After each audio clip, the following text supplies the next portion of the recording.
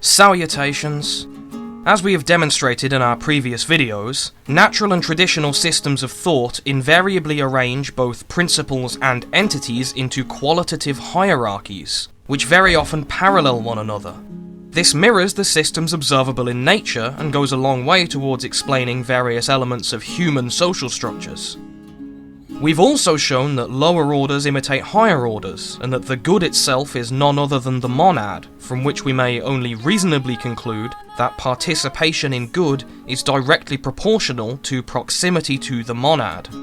So we see that reality at every level is analogous to a pyramid, with unity and fullness at the summit, and plurality and emptiness at the base. This obviously also applies to the proper natural behaviour of conscious beings. When each brick in the pyramid functions as it should, the whole hierarchy flourishes. Each brick alone is incapable of ever achieving its full potential, and if they are brought together in the wrong configuration, only strife will follow. This is true for the individual human spirit, for local communities, and for whole nations and empires. It is also true regarding the relationships between humans and other beings. These people are not frickin' humans, okay? The term for acting within your proper station within the metaphysical hierarchy is eusebeia in Greek, or pietas in Latin, from which we get the word piety. Plotinus puts the metaphysical dimension of pietas like this: we must recognise that other men have attained the heights of goodness. We must admit the goodness of the celestial spirits, and above all of the gods, those whose presence is here, but their contemplation in the supreme, and loftiest of them, the Lord of this all, the most blessed soul. Rising still higher, we hymn the divinities of the intellectual sphere, and above all these, the king of that dominion, whose majesty is made patent in the very multitude of the gods. The cultivation of pietas confers numerous benefits, not only on the pious one, but on those around them as well. Excuse me, are y'all with the cult? By embracing our proper nature, our yekund, so to speak, and finding our place in a pyramid, we also support others in their own development, and are helped by them in turn, each to the best of their ability because they are in their natural place. Pietas purges away gross pride and egotism, two of the most heinous infections that plague the modern world. With a newfound sense of humility, one can look to others above and below their own station, human or otherwise, with an unmatched level of respect. We're not a cult. We're an organization that promotes love and... Yeah, this is it. Would you not prefer to be both served and ruled over by men with such a disposition? A willingness to give away one's possessions as offerings instills in the mind a charitable nature, independence from the desire for material goods, and furthermore the notion that nothing in life is entirely free. These are treasures more valuable than any you can find in the world, because those that have them never find themselves wanting more.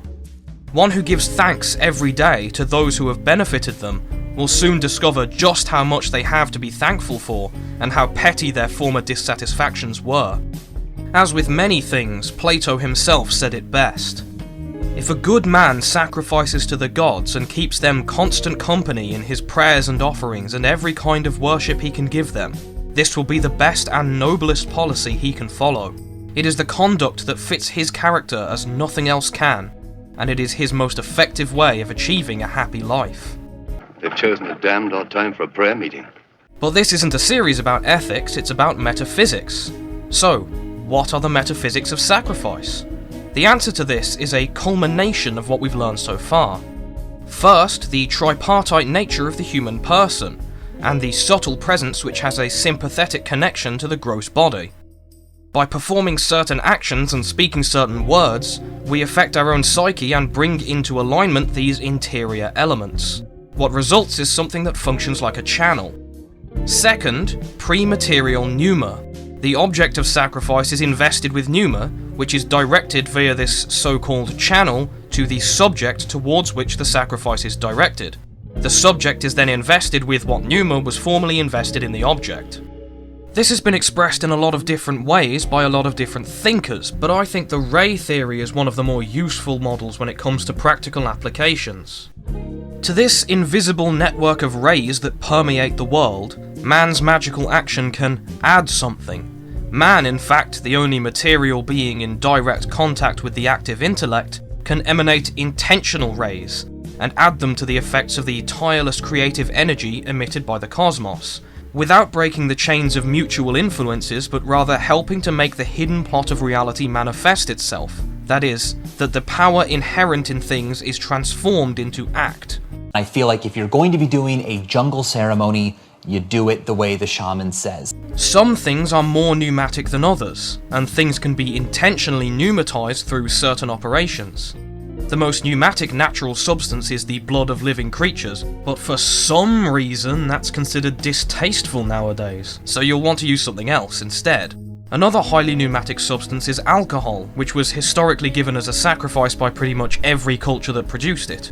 Other substances derived from living things such as milk, fruit, honey, sugar and oil are also somewhat pneumatic, as are baked goods, particularly leavened ones. Bananas are fantastic. Sallust, in his treatise on the gods and the world, says this: "Besides, without sacrifices, prayers are words only, but accompanied by sacrifices they become animated words, and words indeed corroborating life, but life animating the words." And this can be demonstrated scientifically. While studies such as those we referenced earlier indicate the effectiveness of conscious pneuma manipulation, studies which assess the efficacy of intercessory prayer show that the prayers themselves have no consistent, statistically relevant effects. I will leave a link in the description to one such study.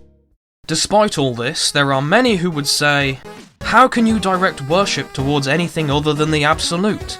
These beings are flawed and contingent just like us, and if they depend on sacrifices as we depend on food, how can you possibly consider them to have a superior nature? Fools, behold! Now, first of all, why does something have to be perfect in order to be worthy of our respect and veneration? We give and we receive, we love and in turn we are loved. This is the natural way, it is the way that disseminates happiness, not only among humans, but among other beings as well. The idea that something has to be perfect to be worshipped is a completely irrational axiom. Secondly, daimons do not depend on human offerings at all, unless they come to do so through habit. They are largely sustained through the processes that occur in their own subtle plane, just as our bodies are sustained here by terrestrial nourishment. An exchange of gifts across the divide is a willing attempt at mutual friendship and cooperation, not an exploitation from either direction, which would inevitably fail due to the ease of avoiding direct contact. Do you feel in charge? Finally, this characterization is completely false when applied to the deities. We have spoken already of the beneficent henads and the serai that descend from them, unfolding at each layer of reality in ever more derived manifestations. These henads are not affected in any way, positively or negatively, by human actions. They are forever placid in their self-contained unity, only contingent on the prior one itself. And why would I want them? Both Sallust and Iamblichus speak on this matter.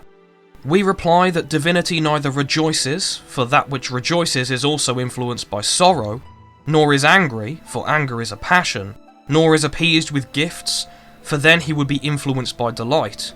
Nor is it lawful that a divine nature should be well or ill affected from human concerns, for the divinities are perpetually good and profitable, but are never noxious, and ever subsist in the same uniform mode of being. Moreover, the pacifications of anger will become manifest if we understand what the anger of the gods is.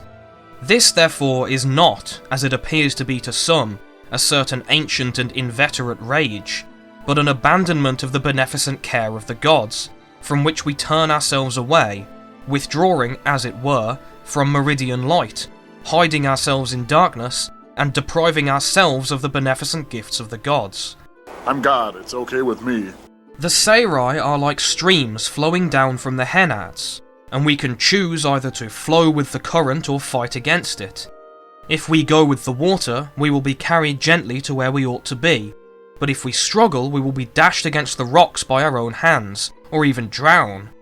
Therefore, pietas, with respect to the henads, is entirely for our own benefit, and the benefit of those around us. Sallust tells us about the most likely consequence of failure to develop pietas.